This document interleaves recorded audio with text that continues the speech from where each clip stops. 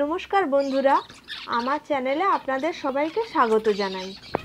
সুন্দর বাহারি রঙের জেব্রা ফিঞ্চ পাখি পোষা পাখির জগতে সবচেয়ে ছোট্ট পাখি। অল্প খরচে ফিঞ্চ পাখি পালন করে কিভাবে লাভবান হওয়া যায়, এরা কতদিন বয়সে ডিম বাচ্চা করে, এদের ব্রিডিং কিভাবে করাতে হয় এবং জেব্রা ফিঞ্চ পাখির খুঁটিনাটি বিষয় নিয়ে আজকে আমরা এই ভিডিওটিতে আলোচনা করব। তো চলুন তাহলে শুরু করা যাক। ভিডিওটি শুরু করার আগে একটা কথা বলে দিই, আমার চ্যানেলটা প্লিজ সাবস্ক্রাইব করবেন এবং পাশে থাকা বেল আইকনটিতে ক্লিক করে দেবেন, যাতে আমি যখনই ভিডিও আপলোড করব তখন তার নোটিফিকেশান সঙ্গে সঙ্গে আপনাদের কাছে পৌঁছে যাবে। এবং ভিডিওটি ভালো লাগলে লাইক, কমেন্ট, শেয়ার করতে একদমই ভুলবেন না। জেব্রা ফিঞ্চ 4 থেকে 5 ইঞ্চি পর্যন্ত লম্বা হয়। ফিঞ্চ পাখির গড় ওজন 10 থেকে 12 গ্রাম। ফিঞ্চ পাখি পালন করতে হলে প্রথমেই একটি খাঁচার প্রয়োজন হবে। 18 ইঞ্চি বাই 18 ইঞ্চি এই খাঁচায় আপনারা 3 থেকে 4 জোড়া ফিঞ্চ পাখি পালন করতে পারেন।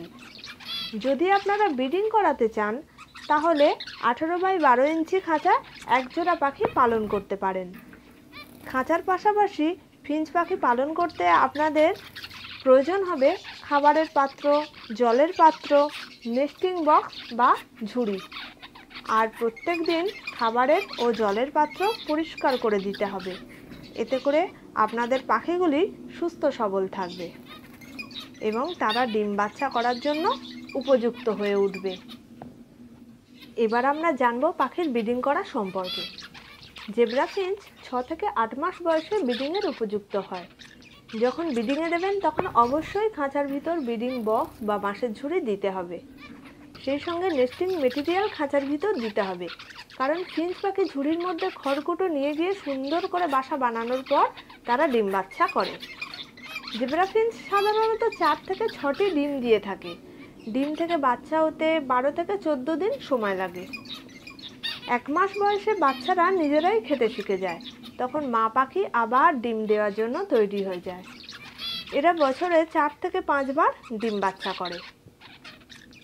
এবার চলুন এই পাখি কি খায় সেই সম্পর্কে একটু জেনে নিই। একজোড়া ফিঞ্চ পাখি মাসে 200 থেকে 300 গ্রাম খাবার খায়। এরা সাধারণত চীনা কাউন দানা খেতে খুব পছন্দ করে। এর সাথে সাথে সপ্তাহে 2 দিন শাকসবজি দিতে হবে এবং এদেরকে 1 ফুট সব ফুট দিতে হবে। এছাড়া খাঁচার মধ্যে 1 টুকরো সামুদ্রিক ফেনা বা কাটেল ফিশ বোন দিয়ে রাখতে হবে, যা থেকে পাখি ক্যালসিয়ামের অভাব পূরণ করবে। চলুন আজকের ভিডিওতে এটুকুই।